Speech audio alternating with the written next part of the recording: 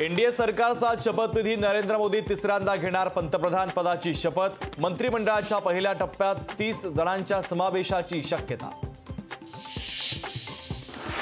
राष्ट्रपती भवनामध्ये शपथविधी सोहळ्याची जय्यत तयारी। समारंभाला तब्बल 8000 पेक्षा अधिक मान्यवर उपस्थित राहणार। भाजप खासदार पियुष गोयल यांना केंद्रात अर्थमंत्री पद मिळण्याची शक्यता। लोकशाही मराठीला विश्वसनीय सूत्रांची माहिती।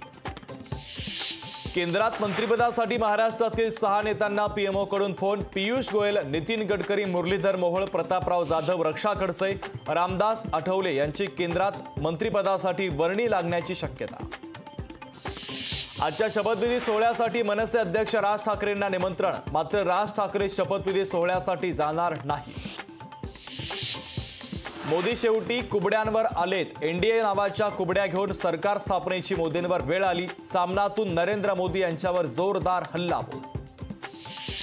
मान्सून मुंबईत दाखल झाल्याची हवामान विभागाची माहिती। निर्धारित वेळेच्या 2 दिवस आधीच मान्सून मुंबईत दाखल। सोन्याच्या दरात मोठी घसरण। सोने प्रतितोळा 1400 रुपयांनी स्वस्त। सोनं प्रतितोळा 71500 रुपयांवर। T20 वर्ल्ड कपमध्ये भारत पाकिस्तान महासंग्राम। न्यूयॉर्कच्या नसाऊ काउंटी मैदानावर रंगणार हाय व्होल्टेज सामना। कोकण रेल्वे मार्गावरील 3 जलद एक्सप्रेस 7 जुलैपर्यंत दादरपर्यंतच धावणार। CSMT स्थानकावरील इंटरलॉकिंगच्या कामामुळे एक्सप्रेस दादरपर्यंतच। मुंबईसह ठाण्यामध्ये पहाटेपासून पावसाचा जोर। नागरिकांना उकाड्यापासून मोठा दिलासा। सिंधुदुर्ग जिल्ह्याला आज पावसाचा रेड अलर्ट जारी। मच्छीमारांना समुद्रात मासेमारीसाठी न जाण्याचं आवाहन। वसई विरारमध्ये आज पहाटेपासून पावसाची जोरदार हजेरी। पहिल्याच पावसात सकल भागातील रस्त्यांवर साचलं पाणी। पालिकेच्या नालेसफाईचा दावा ठरला फोल।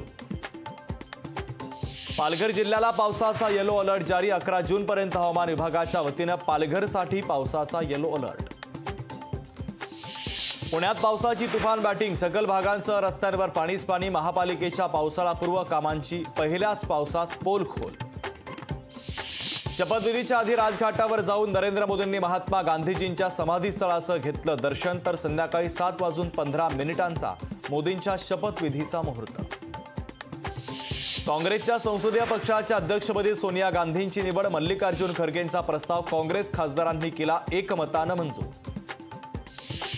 राहुल गांधींची लोकसभा विरोधी पक्षनेतेपदासाठी निवड। विरोधी पक्षनेता म्हणून राहुल गांधींच्या नावावर शिक्कामोर्तब। दिल्लीतील काँग्रेस कार्यकारिणीच्या बैठकीमध्ये ठराव मंजूर। अखेर ठरलं। राष्ट्रवादीकडून प्रफुल्ल पटेलांची मंत्रिपदी वर्णी लागण्याची शक्यता। प्रफुल्ल पटेल आज केंद्रीय मंत्री होण्याची शक्यता। मुख्यमंत्र्यांकडे मंत्रिपदातून मुक्त करण्याची मागणी करणार। शंभूराज देसाई यांचं कार्यकर्त्यांच्या मेळाव्यात वक्तव्य। देसाईंच्या वक्तव्यानं राजकीय वर्तुळामध्ये खळबळ। लोकशाही मराठी ऐका, पहा, जागरूक रहा।